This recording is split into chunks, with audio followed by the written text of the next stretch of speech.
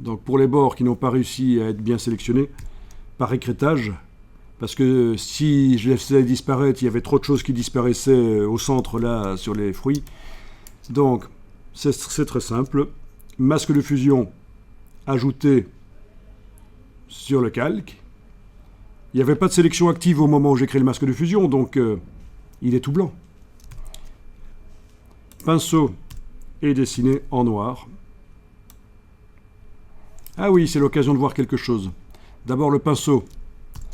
Je vérifie qu'il est en mode normal, 100%, 100%.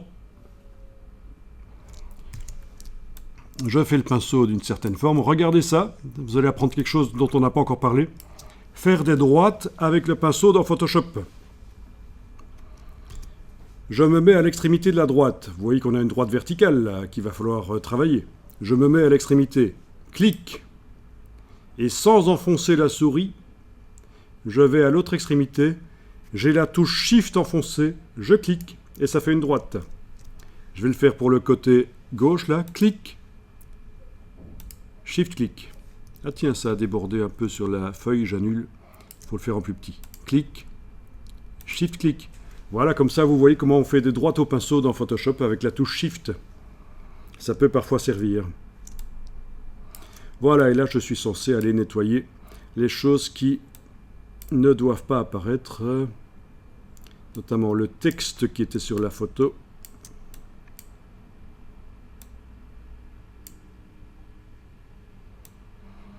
Il y a énormément de dessins de ce genre-là, des dessins d'encyclopédie d'il y a quelques siècles, et ils sont très beaux et intéressants à utiliser. Et évidemment, du domaine public. Vous avez régulièrement aussi des bibliothèques, notamment américaines, qui mettent à disposition plein de photos et de dessins du domaine public. Il y a pléthore de dessins et de photos qu'on a le droit d'utiliser. Vous savez que que ce soit dans le domaine public, en principe, il faut que l'auteur soit décédé depuis plus de 70 ans, en fait. Je pense que c'est ça, mais ça dépend des endroits du monde, et voilà. Et ça change régulièrement. Les durées s'allongent.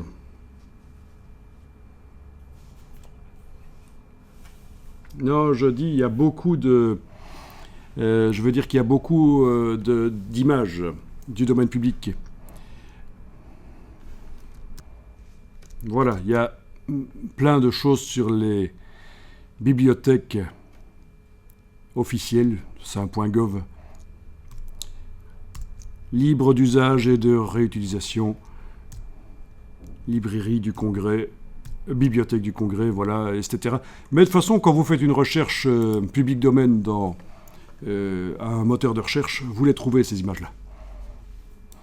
Ok, alors, ici, il y a un cas particulier qu'on n'a pas encore vu. C'est que les fruits, ils ont des trous. D'ailleurs, ça va se voir encore mieux si je mets en dessous un calque rempli d'une couleur vive qui n'existe pas dans l'image. Comme ça, voilà. C'est clair qu'il y a des problèmes. Alors, comme je vous le disais, il n'est pas possible avec le système d'écrêtage de faire en sorte que l'écrêtage ne s'applique que sur une partie de la photo et pas sur une autre. Sur une partie du calque et pas sur une autre. Donc, l'astuce, c'est celle-ci. Alors voilà, regardez, vous allez tester éventuellement après, ou vous mettez ça dans un coin de votre tête et vous le réutiliserez. À vous de voir comment vous gérez. Je vais ici dupliquer le calque en l'amenant sur l'icône à gauche de la corbeille. Le calque ici, je vais l'appeler fruit, ok. Et celui-là, je vais l'appeler bouche-trou. Bouche-trou, on a dit. Parce que ça va être le calque bouche-trou. Comment ça va marcher? D'abord, je dois double-cliquer à droite pour remettre le curseur à sa position normale. Donc, tous les pixels du calque apparaissent. sauf ceux qui sont masqués par le masque ici, bien sûr. Mais sinon, tous les pixels réapparaissent, il n'y a plus d'écrêtage. Ensuite, sur le masque, je vais faire un remplissage en noir. Édition, remplir avec noir, normal 100%. Voilà. Maintenant, aucun des pixels du calque n'apparaît. Et vous avez compris la suite, il suffit de dessiner en blanc dans ce masque aux endroits où on va boucher les trous. Voilà, donc je prends le pinceau en mode normal 100%, 100%. Il va dessiner en blanc dans le masque et donc faire réapparaître l'image là où il y a des trous à boucher, tout simplement. Voilà, y compris sur les reflets ici. Ah oui, c'est un petit boulot, mais bon. C'est un petit boulot, quoi. Ça peut aller vite, surtout avec un stylet. Voilà. Et alors, est-ce qu'il faut être perfectionniste ou pas? Ça dépend de la finalité du travail, évidemment.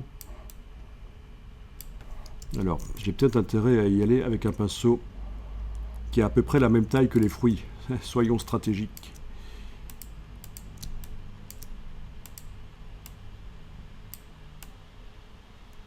Enfin, voilà, on va pas tout faire, mais vous avez compris le principe, et en 2 minutes, les trous seront bouchés, et les fruits apparaîtront correctement. Ah oui, c'est le problème, quand vous avez dans l'image une couleur qui est la même que celle du fond. Oui, ça arrive souvent, hein, que pour faire du blanc sur les objets dessinés, ben, c'est le papier qui apparaît.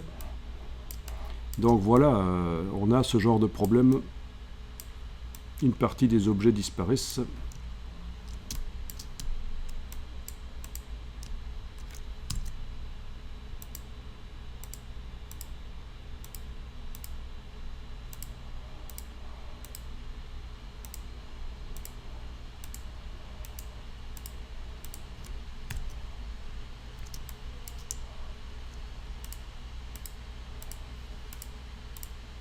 C'est bien d'avoir des stagiaires pour faire ça.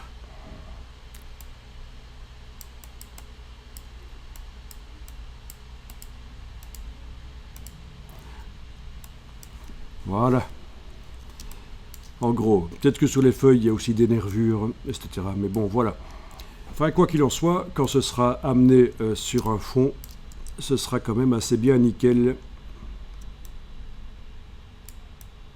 C'est la solution.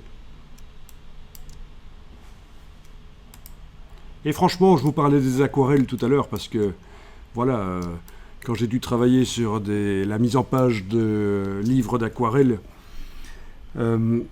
les aquarelles, c'est vraiment un fondu de la couleur vers le papier. Vous connaissez les aquarelles. Et donc, la technique de l'écrêtage ici sera particulièrement intéressante parce qu'on a des objets à bord flous qui vers le papier.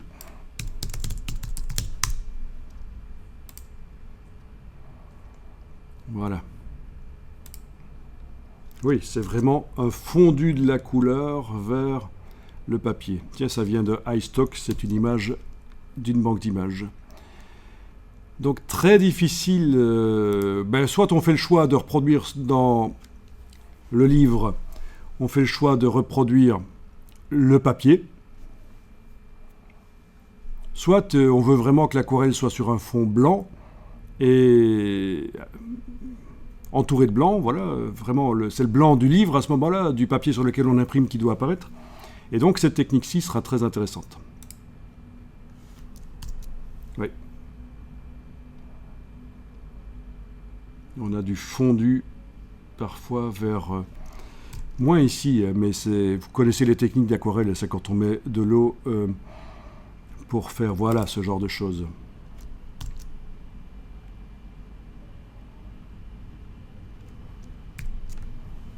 Voilà, c'était un livre d'illustration pour enfants et c'était sur des aquarelles. Donc c'est là que j'ai appliqué cette technique.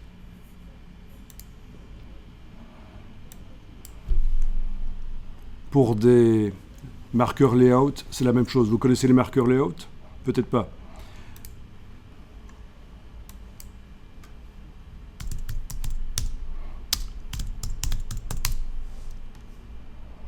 Alors, les marqueurs layout, c'est assez bien utilisé en publicité. C'était beaucoup utilisé avant l'infographie. Ça a continué un peu au début de la PAO, de la publication assistée par ordinateur, fin des années 80, début 90. Puis c'est tombé en désuétude. Donc c'est les marqueurs layout. Ça veut dire projet en quelque sorte, layout. Et donc on faisait les projets publicitaires comme ça, avec ce genre de marqueurs, et parfois même la publicité elle-même était dessinée au marqueur. C'est ça qui finalement sortait en tant que publicité.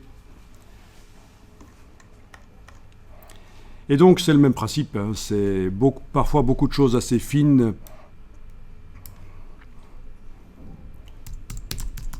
Alors comment je vais trouver des exemples de marqueurs layout? Et donc, il y a un regain d'intérêt pour ces marqueurs layout depuis à peu près depuis 2015. Oui, depuis 2015, il y a un regain d'intérêt pour ces techniques. Il y a de plus en plus de jeunes qui veulent apprendre à faire ce genre de choses, quoi, pouvoir dessiner des projets comme ça aux marqueurs layout. Ah oui, celui-ci, je vous conseille, c'est un ami à moi qui est spécialiste justement du marqueur layout. C'est un livre qu'il a créé, mais vous pouvez aller voir son site si vous voulez, crayon au pluriel.be. Voilà, c'est un illustrateur assez connu.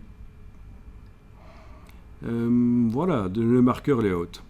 Donc ça ressemble un peu à l'aquarelle et vous aurez donc les mêmes problèmes si vous essayez de sortir de son fond un dessin layout. Et donc la technique de l'écrêtage pourra servir.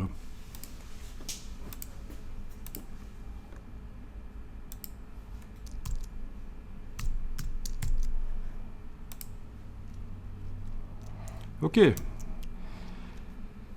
Alors, voyons ça. La suite, je vais vous montrer juste. Ça marche pour vous? Bon, parfait. Donc la suite...